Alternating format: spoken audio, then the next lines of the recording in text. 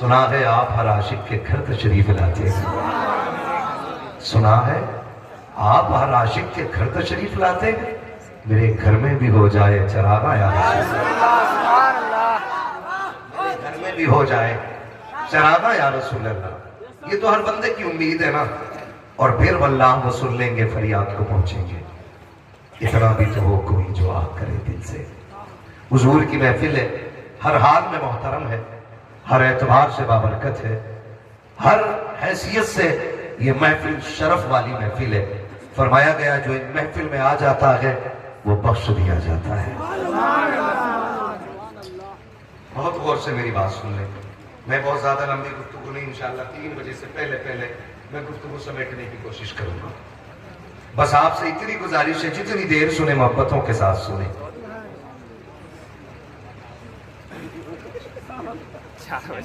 सूफी साहब उंगली दिखा रहे हैं। खुदा सलामत रखे, अगर ऐसे कलंदर हमारी जमात में मौजूद है ना तो फिर चलते फिरते लोग भी हुजूर के दीवाने बनते नजर आए। वो है ना, निगाहे वली में वो तासीर देखी, बदलती हजारों की तकदीर देखी। मैं होश व हवास अपने इस बात में खो बैठा, तुमने जो कहा हंस कर आया मेरा दीवाना। हाँ, तुमने जो कहा हंस कर आया मेरा दीवाना। शिवानी साहब कबला से बड़े खूबसूरत आपने अशार सुने। एक शेर में पढ़ूं, लहजे में पढ़ दूं या ऐसे ही पढ़ दूं? हाँ, ये नाराज हो जाएंगे इसलिए लहजे में नहीं पढ़ूंगा। हाँ। बड़ी बात कही थी बेदम वारसी ने। कहा था सारी दुनिया की निगाहों से गिरा है बेदम, सारी दुनिया की निगाहों से गिरा है बेदम, तब कहीं जाके तेरे दिल में जगह पाई है। अजीजाने मिल्लत इस्लामिया, शुक्र परवरदिगार है कि उसने हमें और आपको मुसलमान बनाया है। रब्बे कदीर का एहसान कि उसने हमें कलमे की दौलत अता फरमाई, हुजूर की उम्मत में जीने का शरफ अता किया, और करम वालाए करम ये किया कि हमारे अकीदे की हिफाजत के लिए बरेली का अहमद रजा दिया। मैं ये बात अक्सर कहता हूं कि अपने बच्चों को घुट्टी में इमाम अहमद रजा का सबक पढ़ाओ। अपने बच्चों को उठते बैठते वो दर्स जो इमाम अहमद रजा ने दिया है वो अपने बच्चों को पक्का याद करा दो। इसलिए कि फितने इतनी तेजी से बढ़ते जा रहे हैं कि नई नई शक्ल और नई नई सूरतों में हमारे माशरे में, हमारे समाज में बीमारियां बढ़ती जा रही हैं। और हर बीमारी से निपटने का सिर्फ एक इलाज है, और इस इलाज को इश्क़ रसूल कहा जाता है। और वही मेरे इमाम ने भुट्टी में पिलाया, उन्होंने कहा था जान है इश्क़ मुस्तफ़ा, रोज फजू करे खुदा, जिसको हो दर्द का मजा नाज़े दवा उठाएगी। और आगे फरमाते हैं क्या इश्क तेरे सदके जलने से छुटे सस्ते, जो आग बुझा देगी वो आग लगाई, जो आग बुझा देगी वो आग लगाई है। अपने बच्चों को इश्क़ रसूल घुट्टियों में दे, इनको आला हजरत का तारुफ कराएं, और इस तरह से नहीं जैसे गैरों ने कराया। उन्होंने कहा कि आला हजरत काफिर बनाने की मशीन थे, आप अपने बच्चों को बताइए कि आला हजरत आशिक बनाने की मशीन है।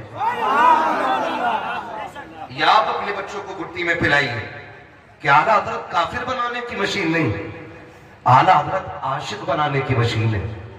आप कहेंगे कैसे?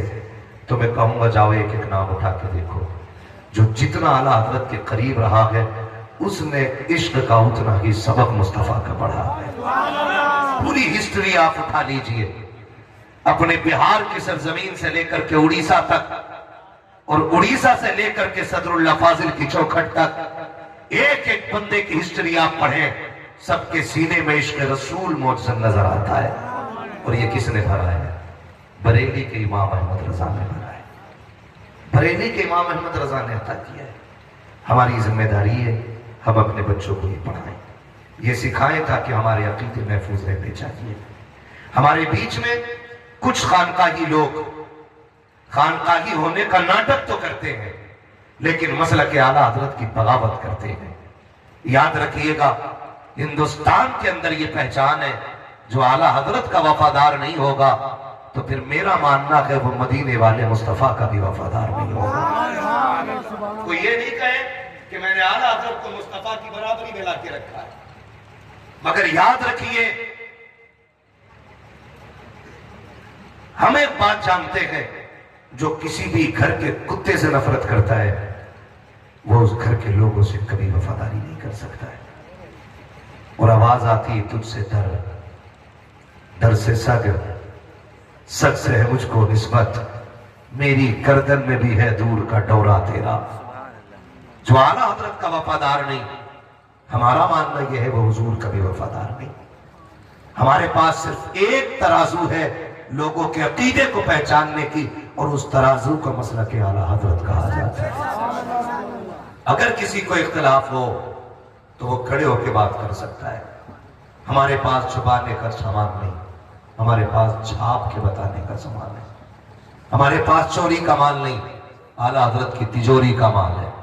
हम तिपाही के नीचे रख के किताबें नहीं पढ़ाते, हम तिपाही के ऊपर रख के किताबें पढ़ाते हैं, इसलिए कि हमारे पास इल्म जो है वो मिला बरेली से है, लेकिन आया मुस्तफा के मदीने से।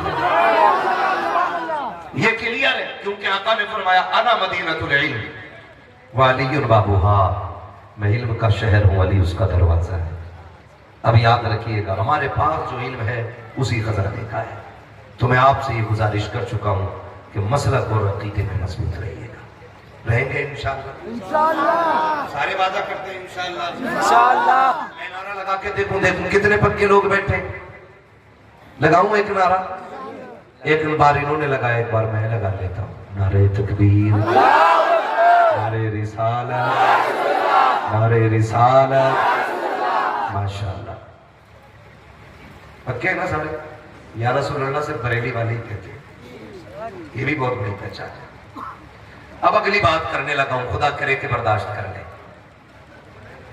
इस्लाम हर दौर में अपनी हक्कानियत की बुनियाद पर तस्लीम किया गया है। किसी को मुसलमान बनाने के लिए गर्दन पे तलवार नहीं रखी गई, ये तारीख है। किसी को मुसलमान बनाने के लिए उसके घर नहीं उजाड़े गए, ये तारीख है। किसी को कलमा पढ़वाने के लिए उसके बच्चों के गले नहीं काटे गए, ये इस्लाम है। किसी को मजबूर नहीं किया गया कलमा पढ़ने के लिए। हकीकत यह है कि जिसने इस्लाम को करीब से जाना उसे कहना पड़ा ला इलाहा इल्लल्लाह मुहम्मदुर रसूलुल्लाह। ये इस्लाम की सच्चाई है, ये इस्लाम की सच्चाई है। मुझे तो हैरत होती कभी कभी हजरत, अल्लाह इन मुनाफिकों को जमीन से मिटा दे, बड़ी ऊंची टोपी लगा के टीवी पे दिखाई देते, और कीमत देखो तो 2500 रुपए में आके बैठ जाते हैं चैनलों पे। ज्यादा तो नहीं, ज्यादा 500 में आ जाते हैं। खाली पब्लिसिटी के लिए माइक पे आकर के ड्रामा करने के लिए 500 रुपए में नंगे हो जाते हैं। और मैं दुनिया को चैलेंज करना चाहता हूं, जिनकी आंखों पे तासुब का चश्मा लगा है, वो दीन 500 रुपए के मौलवी से न सीखे। अगर दीन सीखना है नबी की चौखट के अबू बकर से सीखो। सुभान अल्लाह। अगर इस्लाम को समझना है तो उमर से समझो। और रह गई पावर की बात, तो सारी पावर मेरे रब ने महबूब की मुट्ठी में रखी है। तुम्हें चांद पे जाने के लिए हफ्तों और महीने लगते, मेरे नबी को लामका तक जाने में लम्हे भी नहीं लगेंगे। हम किसी कमजोर पैगंबर के मानने वाले नहीं, हम किसी कमजोर पैगंबर के मानने वाले नहीं। हमारा नबी वो है जो इशारा कर दे तो डूबा सूरज पलट आता है, जो उंगली उठा दे तो चांद के 2 टुकड़े कर देता है। हम कभी हुकूमतों के रवैये देख के पहलू नहीं बदलते हैं। हमने 313 की तारीख पढ़ी है, हमने 72 की तारीख पढ़ी है। जब 72 के मुकाबले में 22,000 खड़े थे तब भी हमने रविश नहीं बदली थी। जब 313 के मुकाबले में हजारों खड़े थे तब भी हमने रविश नहीं बदली थी। आज अगर लाखों मुकाबले में आ गए हैं, आज भी सीना ठोक के कहते हैं डराने की जरूरत नहीं है। आज भी हमारा यही मौकिफ है, उन्हें जाना उन्हें माना, ना रखा गैर से काम, लिल्लाह की हम्द में दुनिया से मुसलमान।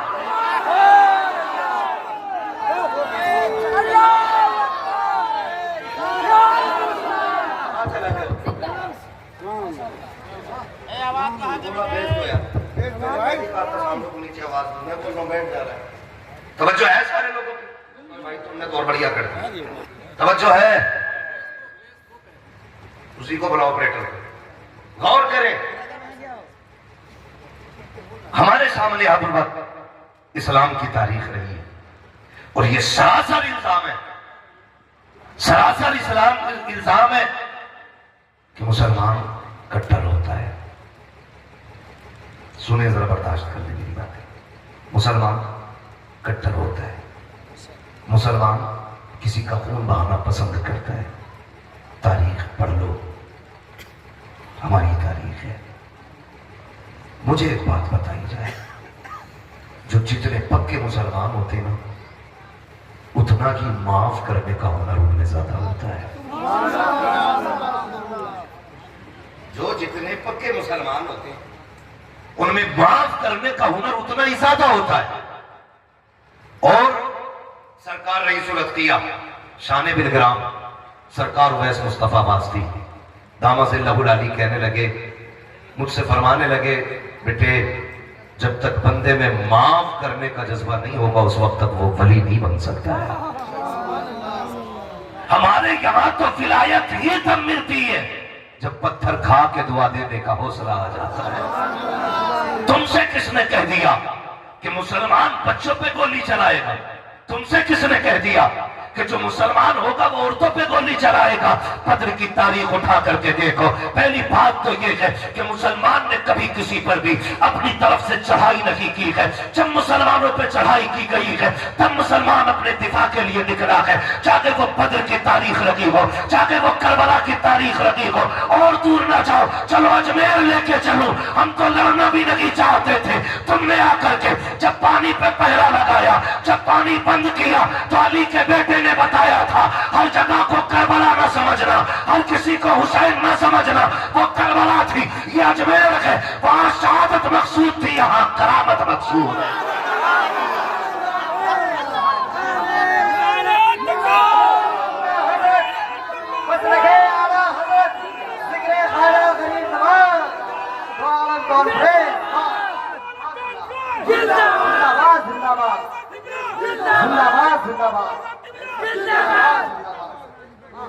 तवज्जो है सारे लोगों की?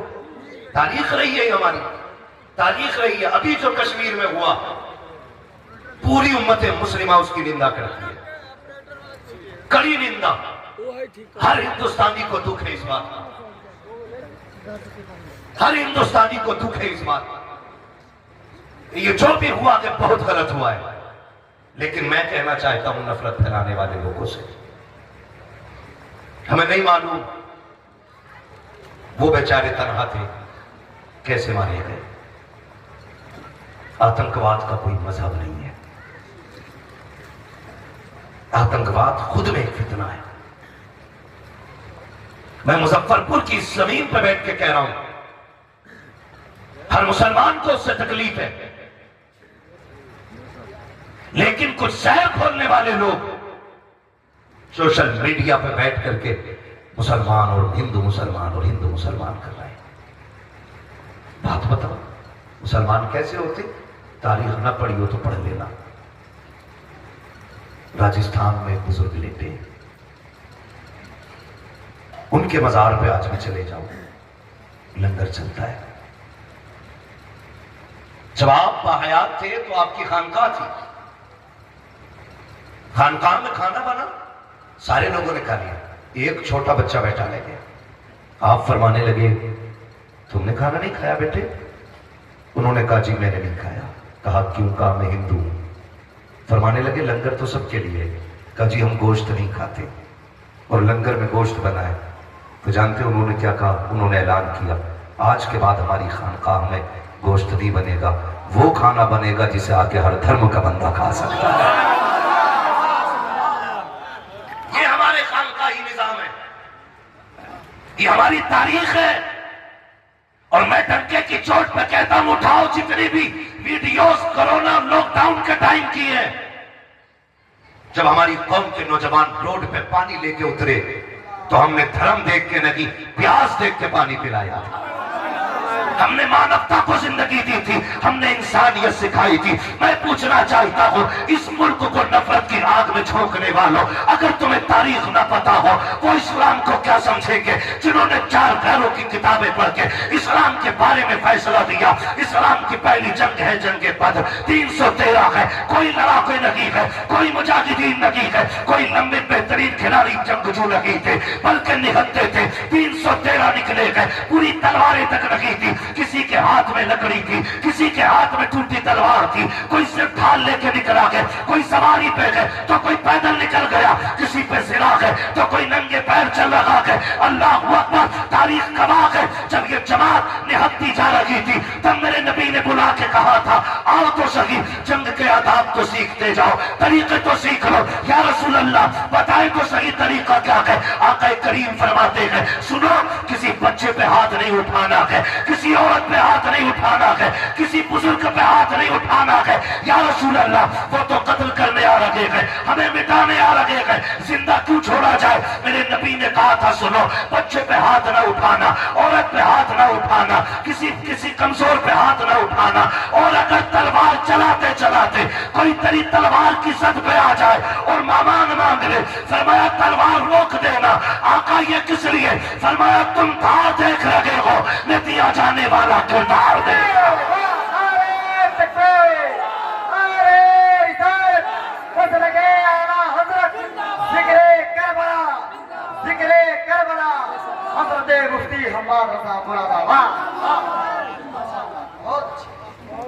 हमें फख्र है अल्लाह ने हमें मुसलमान बनाया,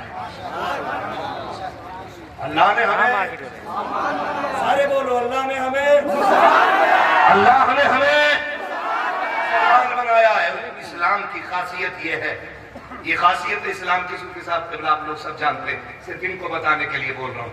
खासियत इस्लाम की, जिसके सीने में कलमा आ जाता है, कलमे से पहले उसके सीने में हमदर्दी आ जाता है। उसके सीने में, कलमे के साथ सीने में हमदर्दी आ जाती है। सहाबा से पूछो ना, पूछो सहाबा से, खुद कहती हैं रसूलुल्लाह जब तक आप नहीं आए थे ना, हम बेटियों को कत्ल करते थे और फख्र से कहते थे मैंने 7 बच्चियां मारी हैं, मैंने 13 बच्चियां खानदान की जिंदा कत्ल कर दी। सहाबा कहते महबूब आप पे कुर्बान जाए, जब से आप आए हैं ना, अब पैर इतना संभल के रखते हैं कहीं पैर के नीचे चोटी ना आ जाए। सरकार जो बेटियों को मारते थे आज चोटियों के मरने से डरने लग गए हैं। आप बात करते हैं इस्लाम की। आज भी अगर खून की जरूरत पड़ती है ना फौजियों को या मुल्क के किसी भी बीमार को, कसम खा के कहता हूं सबसे ज्यादा तादाद में मुस्लिम नौजवान निकल के आते हैं। आप किस कौम की बात कर रहे हैं? आप किस कौम की बात कर रहे हैं? हम कल भी मुल्क के वफादार थे, आज भी मुल्क के, और कल भी मुल्क के वफादार। क्यों? क्योंकि ये मुल्क हमारा था, हमारा है, हमारा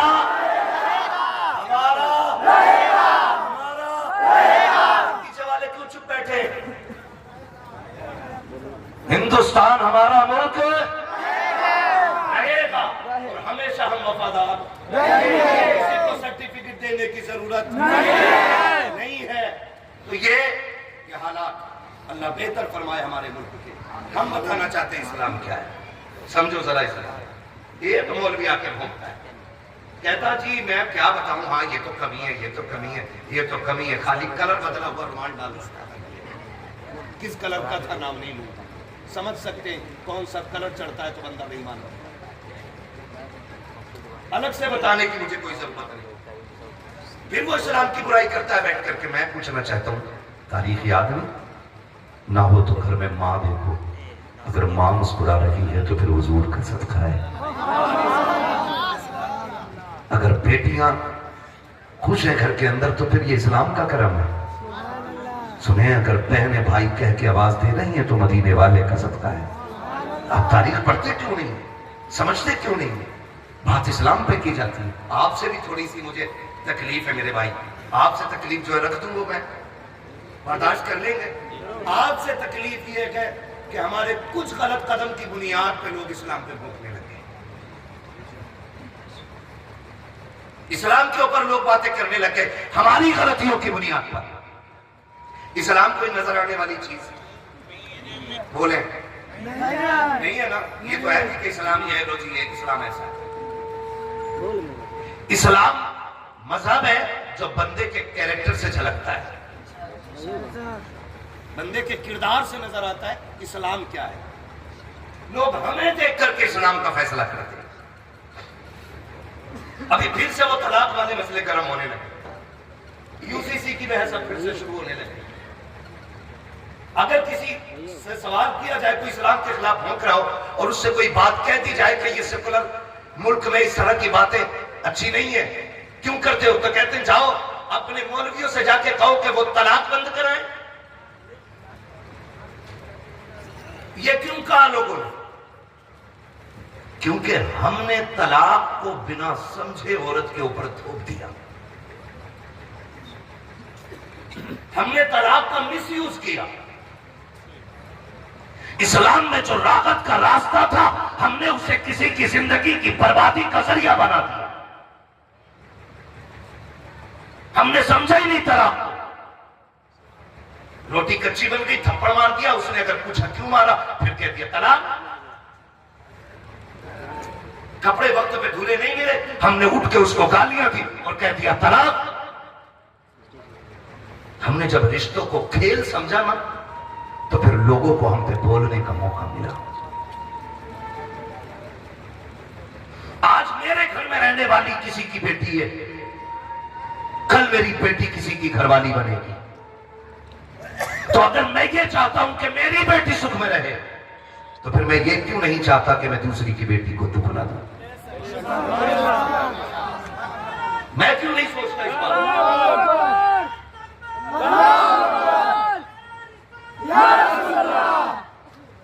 मैं क्यों नहीं सोचता इस बात को? मैं क्यों नहीं चाहता कि मैं जब अपनी बेटी की जिंदगी में सुख चाहता हूं तो दूसरे की बेटी को दुख क्यों दूं? हम चाहते दूसरे की बेटी नौकरानी बन के रखे और हमारी बेटी घर में रानी बन के रखे।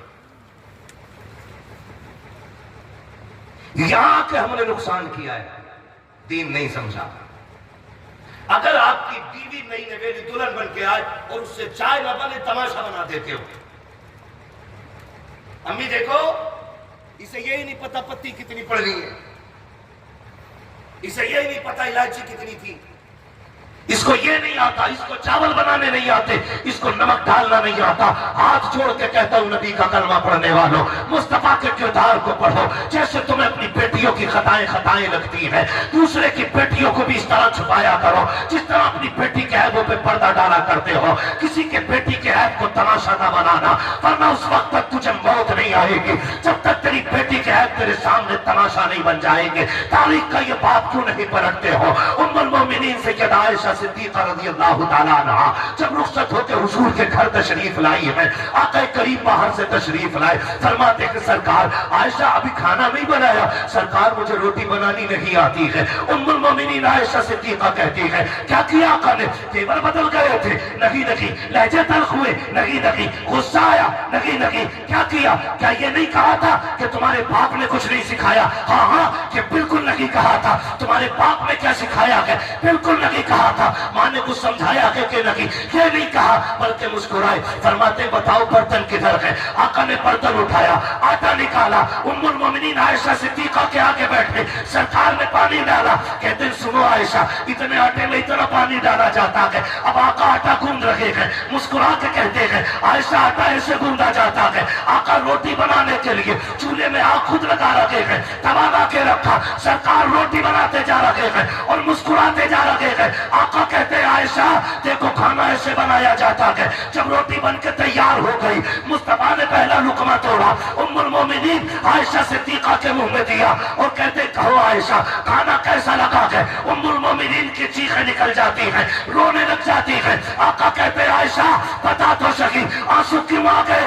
उम्मुल मोमिनीन ने कहा था या रसूल अल्लाह, वो कोई औरत होगी जिसने आदम को खाना बना के खिलाया होगा, वो कोई औरत रही होगी जिसने शीश को खाना खिलाया होगा, वो भी कोई औरत रही होगी जिसके हाथ का खाना हजरत दानियाल और दाऊद ने खाया होगा, वो भी कोई औरत रही होगी जिसके हाथ का खाना हजरत याकूब ईसा मूसा जब फरमाती है कि जिसने भी खाया होगा औरत के हाथ का खाया, मैं वो खुशनसीब हूँ जिसने मैंने नबियों के इमाम के हाथ का पहला लुकमा।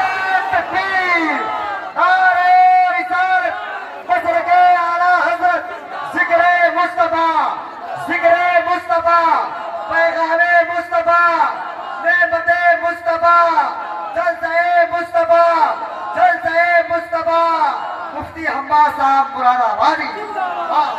अरे भाई ये जलसा सिर्फ अब्दुल हमीद भाई ने अपने लिए नहीं सजाया, इस कमेटी वालों ने इसलिए नहीं किया कि जी हमारा नाम हो जाए।